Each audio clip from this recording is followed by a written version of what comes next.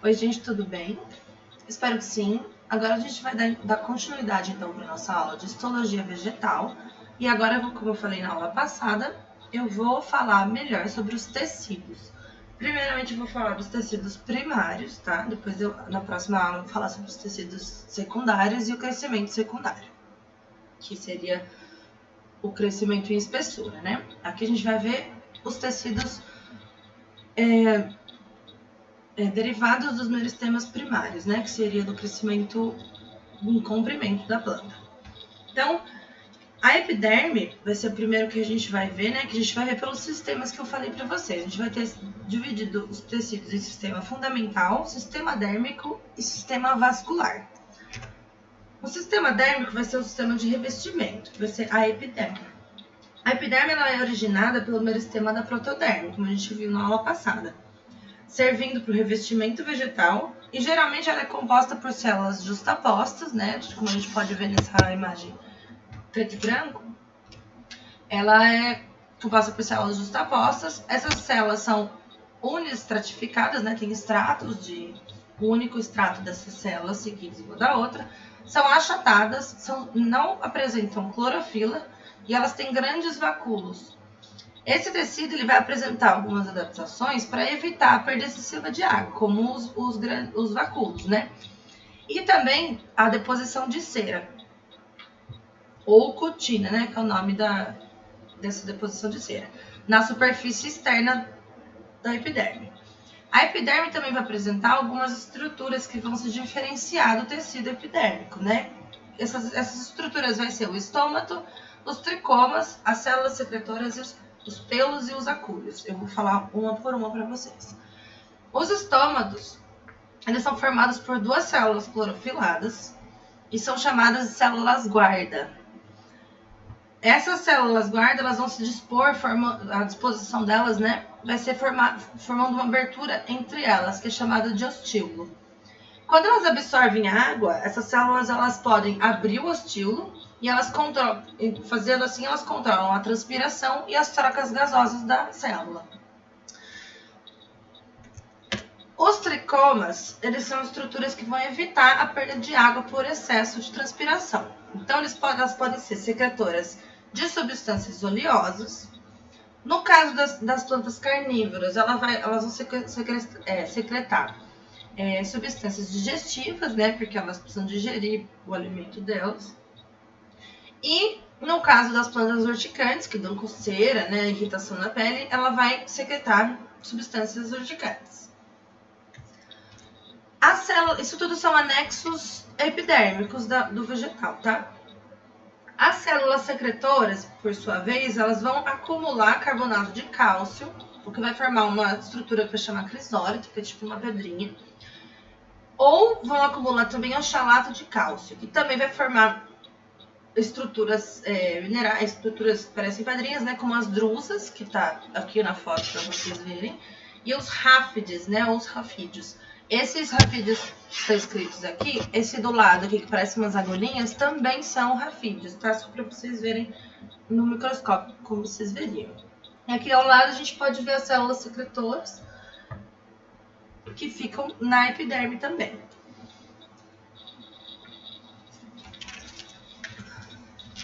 Os pelos e os acúlios vão ser estruturas também da epiderme, né? Derivadas da epiderme. Os pelos vão ocorrer na epiderme da raiz, como a gente viu na primeira aula de histologia, que eu mostrei para vocês que tem uma parte da raiz, que é a zona pilífera, então a gente vai ter pelos que esses pelos vão ser adaptados para absorção de água e sais minerais. E por fim, os acúlios, né, que aqui ao lado, esse rosinha aqui, que é igual de roseira. O que é roseira tem são acúlios, não espinhos, tá? São estruturas que protegem a planta contra predadores. E elas vão se diferenciar dos espinhos por serem facilmente destacáveis, né? Dá para você arrancá-la muito fácil do caule da planta. E os espinhos, no caso das roseiras, são acúlios. Os espinhos, eles são folhas ou ramos modificados. O acúlio não é ramo modificado, ele é modificação da epiderme. Agora a gente vai falar sobre o sistema fundamental. Os tecidos fundamentais, eles vão ser representados pelos parênquimas e pelos tecidos de sustentação, que é o colênquima e o esclerênquima. O colênquima é um tecido especialmente adaptado para sustentação de órgãos em crescimento. Então, enquanto está em crescimento, quando é jovem ou ainda está em crescimento, ele vai ser sustentado pelo colênquima, desculpa. E ele é formado por células vivas, alongadas e flexíveis, que são ricas em celulose e pectina, que é e algumas outras substâncias. As células não vão ter lignina nesse coisa. Lignina é uma substância encontrada nas plantas que impermeabiliza ela. Daqui a pouco eu vou falar mais sobre ela.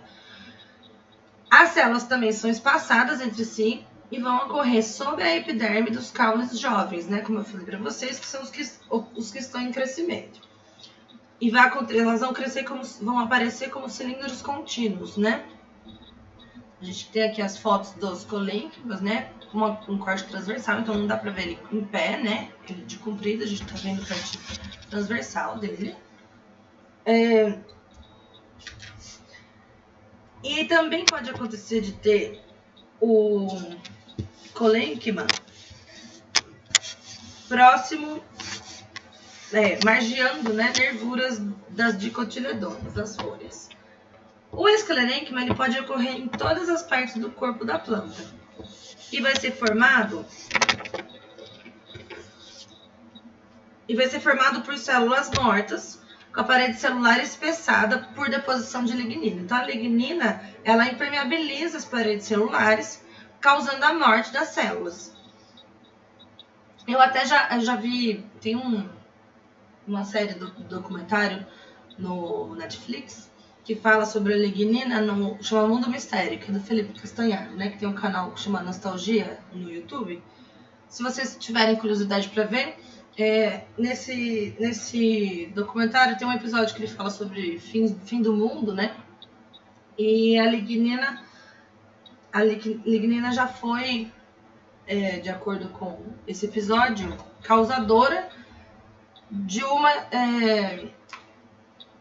das grandes catástrofes que ocorreram no nosso planeta. Se vocês tiverem curiosidade e tiverem acesso ao Netflix, assistam, que é muito interessante. Ou procurem, eu vou ver se eu acho algum artigo, alguma coisa falando sobre isso na internet, e eu posto para vocês no Classroom. Enfim. E por último, desse sistema fundamental, que eu não falei para vocês, são os parênquimas. Os parênquimas, eles vão ter função de reserva, de preenchimento, assimilação e algumas outras funções, dependendo da planta.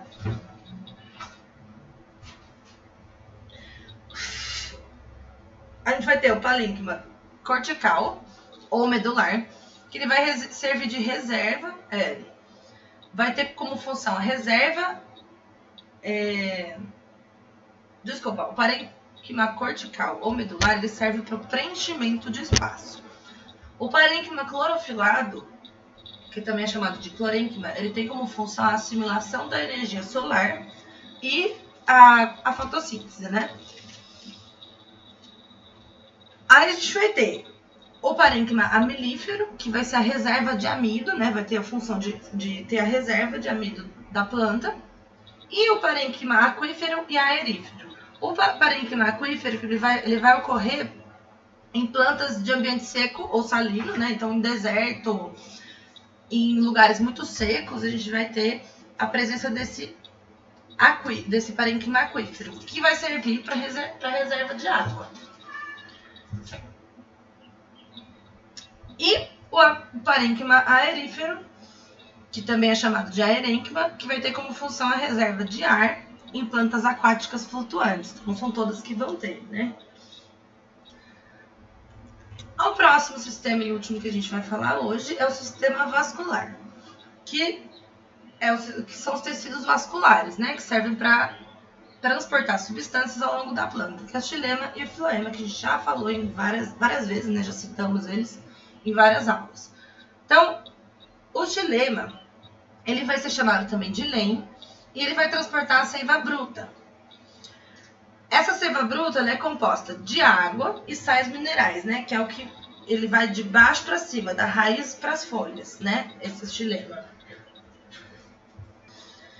Esse xilema ele é composto por dois tipos de células. Os elementos de vaso, que são chamados de elementos de vaso, e são células,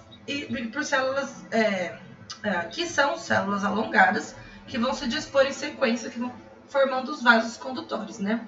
As paredes vão apresentar perfurações, que vai permitir a comunicação entre elementos próximos da parede da planta.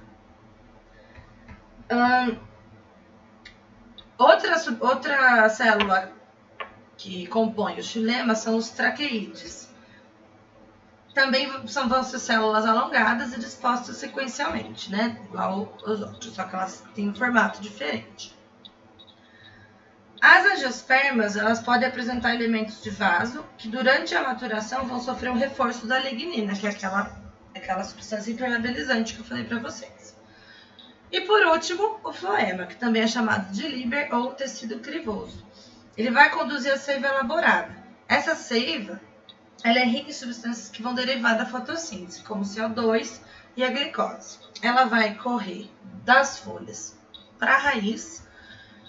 Então, o xilema e o floema, eles vão correr ao contrário, né? Sempre o xilema vai da raiz para as folhas e o floema das folhas para a raiz.